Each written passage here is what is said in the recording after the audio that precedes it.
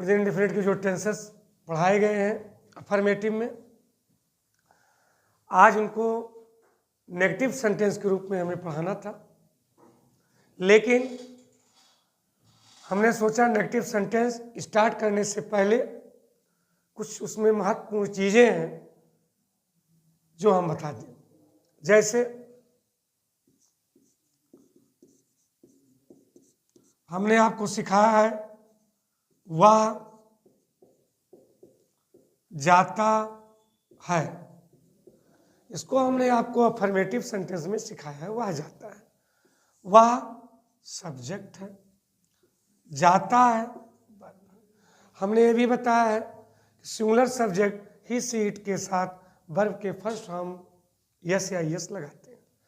अब हम ही किए, वह जाता है, गोस किए, लेकिन उसके साथ साथ पूछ लेते हैं भैया जरा बताओ वह जाता तो है। अब आपके सामने दिक्कत होती है कि जितने हमने रूल पढ़े उसमें यही था, ही के साथ, सी के साथ, इट के साथ या एक वचन के साथ यस या यस लगाते हैं। अब यहाँ पर है क्वेश्चन वह जाता तो है, ये बताया गया है ता है, ती है, क्रिया के अंत में दिखाई पड़ता है तो प्रेजेंट टेंस है, प्रेजेंट डेफिनिट है। लेकिन यहाँ पर है कंपलसरी नहीं, कंपल्सन है, वह जाता तो है। अब ये जो तो है, एक ता तो यहाँ है, लेकिन जो ये तो है ये आपका इंडिफिनिट है, और इंडिफिनिट में कर्ता अगर एक वचन है तो यस या यस लगाते हैं। अब इसको करने के लिए हमें जो नेगेटिव में हम पढ़ाएंगे कि सिंगुलर सब्जेक्ट के साथ डज नॉट प्लस वर्ब का फर्स्ट फॉर्म, प्लूरल सब्जेक्ट के साथ डू नॉट प्लस वर्ब का फर्स्ट फॉर्म, उसी में से सहायक क्रिया निकल के आएगी ही डज गो। हमने बताया है कि प्रेजेंट इंडेफिनिट में एक वचन कर्ता के साथ क्रिया के अंत में जैसे यस लगाते हैं, तो जो ईएस यहाँ लगना था उसको इसी में लगा दिया। इसी डज ने इस तो का कार्य कर दिया। जब यही वाक्य प्लूरल में जाता है, कहा मैं पढ़ता हूं, आई रीड, लेकिन जब कंपल्सन कर दिया, अनिवार्य कर दिया, मैं पढ़ता तो हूं, मैं पढ़ता तो हूं, तो प्लूरल सब्जेक्ट इसके साथ आई डू रीड, ये भी बताया गया है। प्लूरल सब्जेक्ट के साथ आई रीड दे के साथ क्रिया के अंत में यस या यस नहीं लगाते हैं, लेकिन सिंगुलर सब्जेक्ट साथ लगाते हैं। तो सिंगुलर सब्जेक्ट के साथ जो हमने लगाया तो यस मिला, यहां पर नहीं लगा क्योंकि प्लूरल सब्जेक्ट है। तो जब कंपल्सन वह पढ़ता है, वह पढ़ता तो है, वह जाता है, जाता तो है, मैं बाजार जाता हूं, आई गो टू मार्केट, मैं बाजार जाता तो I do go to market. अब एक और important rule, pre planned, pre planned पूर्व नियोजित, और क्लियर होगा, लेकिन कुछ चीजें थोड़ा पहले बतानी पड़े, क्योंकि नेगेटिव सेंटेंस को स्टार्ट करने से पहले कुछ चीजें ऐसी हैं जो प्रेजेंट इंडेफिनिट में भी उनका ट्रांसलेशन किया जाता है। पूर्व नियोजित, अगर कोई कार्य पूर्व नियोजित है, फिक्स है, तो फ्यूचर में दिखाई देगा, लेकिन उसका टेंस प्रेजेंट में किया जाएगा। जैसे कल मुख्यमंत्री अयोध्या आएंगे, फ्यूचर दिखाई पड़ा, तो लोग यही करेंगे translate the chief minister will come Ayodhya tomorrow, ये करें।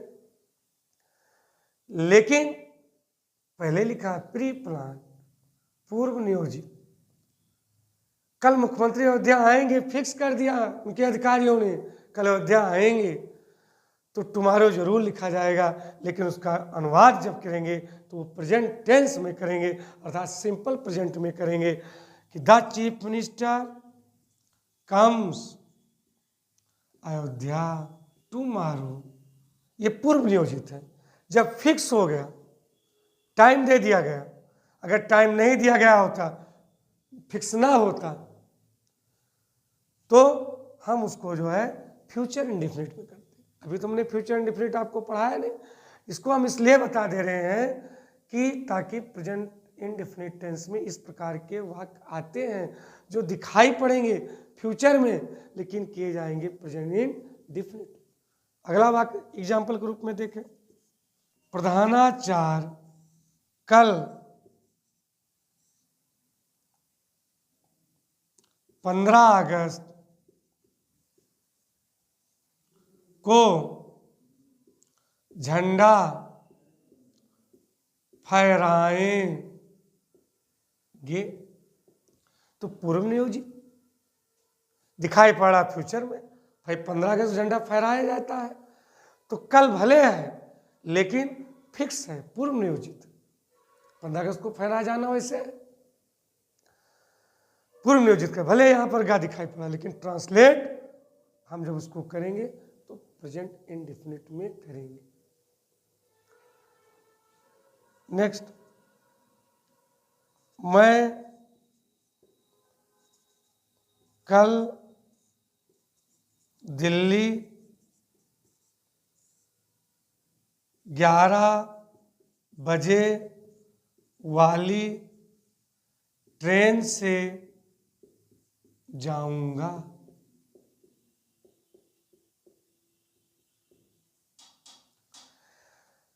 मैं कल दिल्ली जाऊंगा, नॉन फिक्स, तो फ्यूचर में करना है, लेकिन मैं कल दिल्ली 11 बजे वाली ट्रेन से जाऊंगा फिक्स हो गया।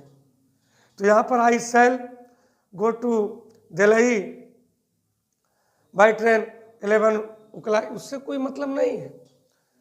मैं कल दिल्ली 11 बजे वाली ट्रेन से जाऊंगा, फिक्स हो गया, तो ये टेंस किया जाएगा प्रेजेंट में। I go to Delhi by train, रेलगाड़ी से जाऊंगा, कितने बजे वाली से? 11 बजे वाली से। I go to Delhi by train, मैं दिल्ली जाऊंगा रेलगाड़ी से। किस दिन जाऊंगा? कल जाऊंगा, टुमारो। कै बजे जाऊंगा? 11 बजे, एट 11 o'clock।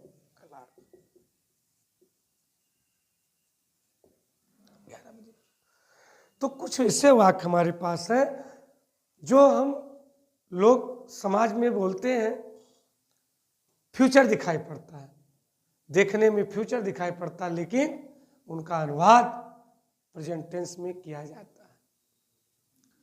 प्रेजेंट टेंस के सिंपल प्रेजेंट में प्रेजेंट इंडेफिनिट के रूप में किया जाता है। अगला देखिए, ये तुम अपने नियम को नहीं याद कर सकते हो, तो आप मान के चलिए कि नेगेटिव सेंटेंस को नहीं कर पाए। नेगेटिव सेंटेंस में जैसे उसमें देखा था मोटा मोटा कि सिंगुलर सब्जेक्ट के साथ वर्ब के फर्स्ट फॉर्म में यस या यस लगाते हैं, प्लूरल सब्जेक्ट में यस या यस नहीं लगाते। यहां पर भी दो ही रूल है, फर्स्ट और सेकंड। एक वचन करता है, एक वचन करता, ही सेड, या कोई एक नाम, तो हम डज नॉट प्लस वर्ब का फर्स्ट फॉर्म, ध्यान रहे यस या ईएस नहीं लगाते हैं।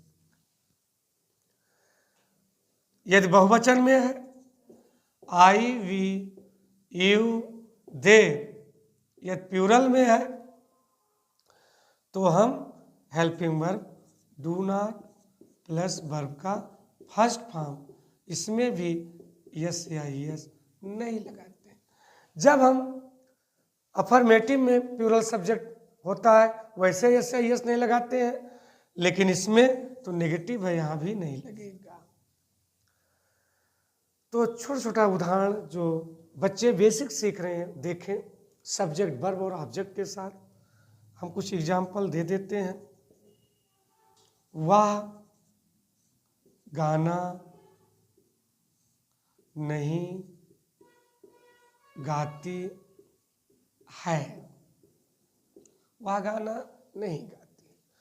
दूसरा एग्जाम्पल, वे गाना नहीं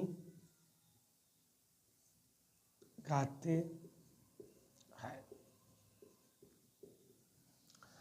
वह गाना नहीं गाती।